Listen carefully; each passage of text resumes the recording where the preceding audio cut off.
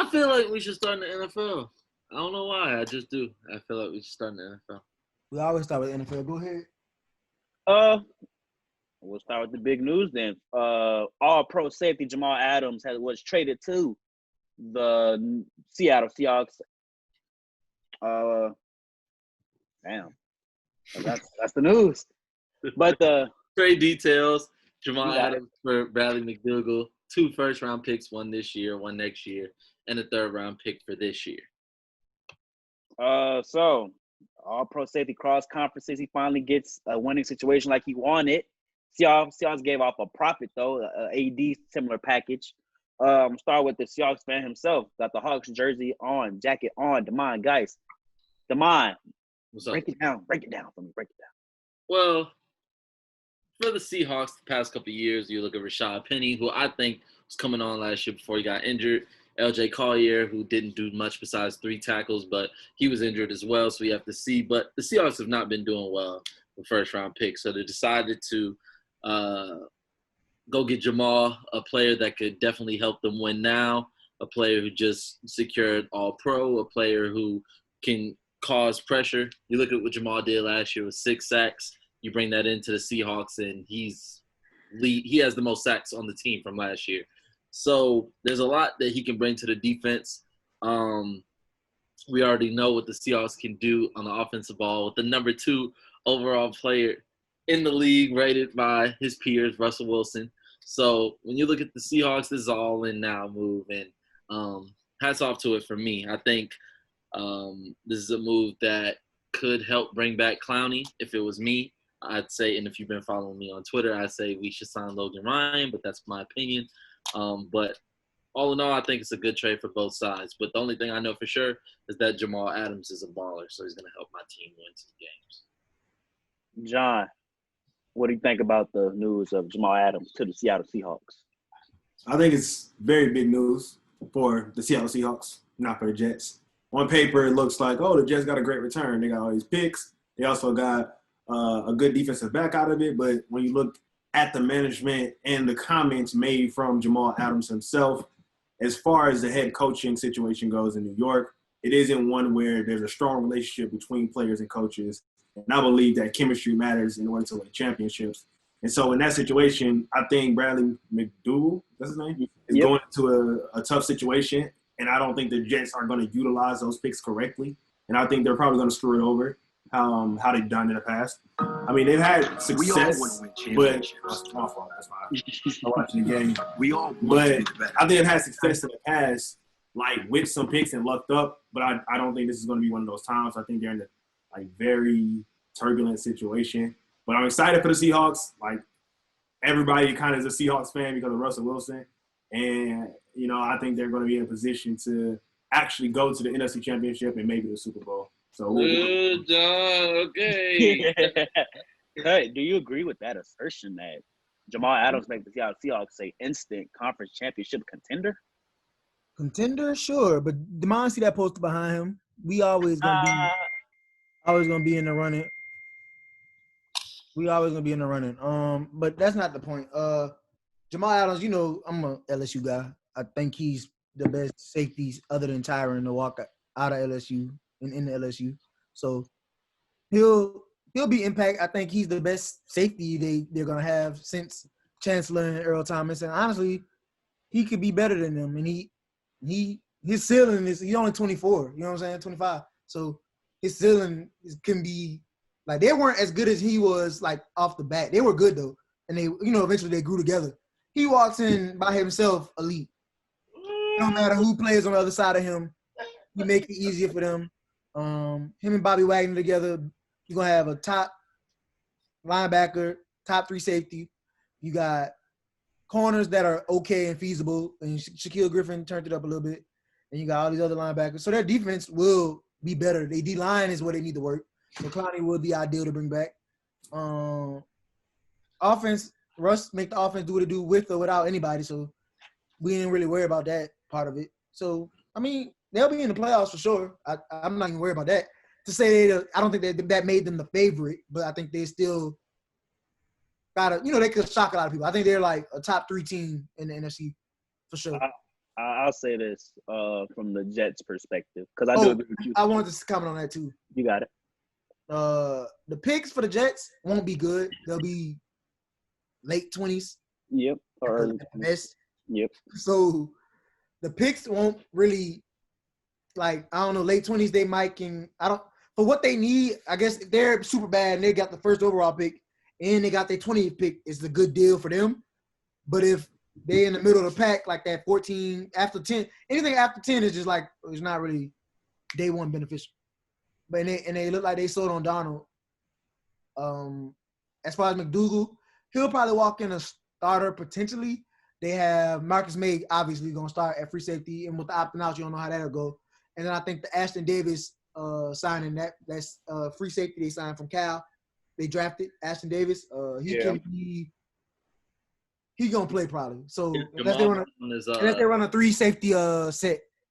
They had a press conference today, and Jamal was talking about Ashton Davis, and he said they got a guy over there that they drafted, and he's already a bookworm, playbook worm. So anything he needs, he knows he can call me. So that's good for him to have Jamal. Ashton Davis is gonna be good. That's what he said. He was like, I know the playbook in and out, so any questions he has for me, it's pretty easy. I can help him out. So we'll see how that turns out. But Bradley McDougal, I mean, sorry to take the floor, but he was loved in Seattle for his 3 years.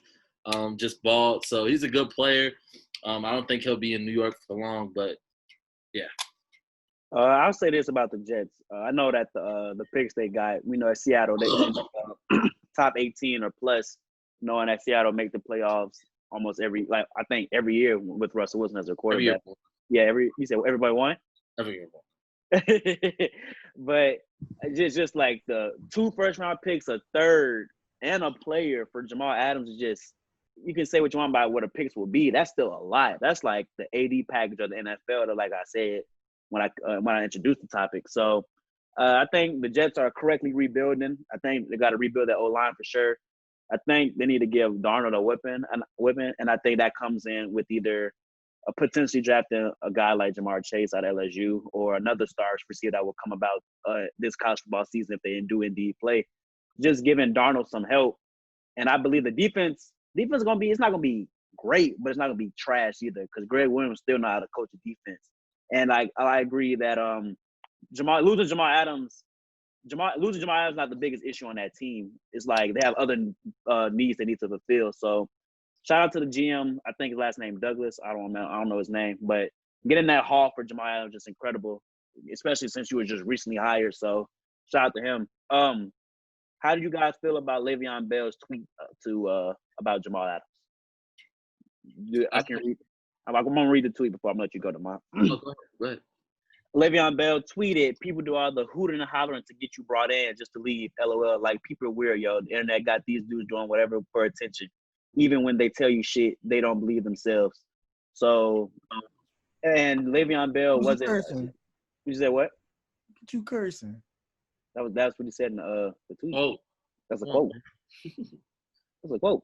Anyway, and Bell said a fan was like, "You mad?" And Bell responded and said, "I'm not mad. I'm just motivated." So, how do you guys feel about players recruiting players, but ended up leaving the team anyway? He recruited him into a bad situation, and it wasn't. He didn't. Ultimately, nobody can make you do anything. Right. So you decided to come there. You left the Steelers. You left a decent situation for a terrible situation. You didn't do your due diligence before you went there. You went for the most money they could give you. If you playing for the money, you shouldn't care. If you playing for the money, who cares where you play? You just want the money. And I get it. People are like that. But if you care about being in a good situation and actually getting PT and getting usage, you should have did your due diligence on that. And the Jets is a terrible organization from damn near top to bottom. So, I mean, when I look at it, I think Le'Veon is frustrated in everything that goes on with that situation. And it's just kind of like, I know last year was his first year, but it just seems like every time something comes up with the Jets, in particular, it's Le'Veon complaining about a situation. Jamal has to do now what's best for him. This isn't the first time we've seen a star player want out of a situation. Of course, if you're somewhere that's not successful, you're going to try to bring other guys in to help you win. But at a certain time, when you see hey, this is not working out for me. I gotta go. That's you. Excuse me. So I really can't speak too much for Le'Veon's side. I hope he balls out this year and he gains some trade interest or something like that. I don't know if Gase is going to be there besides this year. I asked Bruiser off camera today. I said, do you think if they have a bad season, Gase is gone? And he said he should have been gone, which I agree with.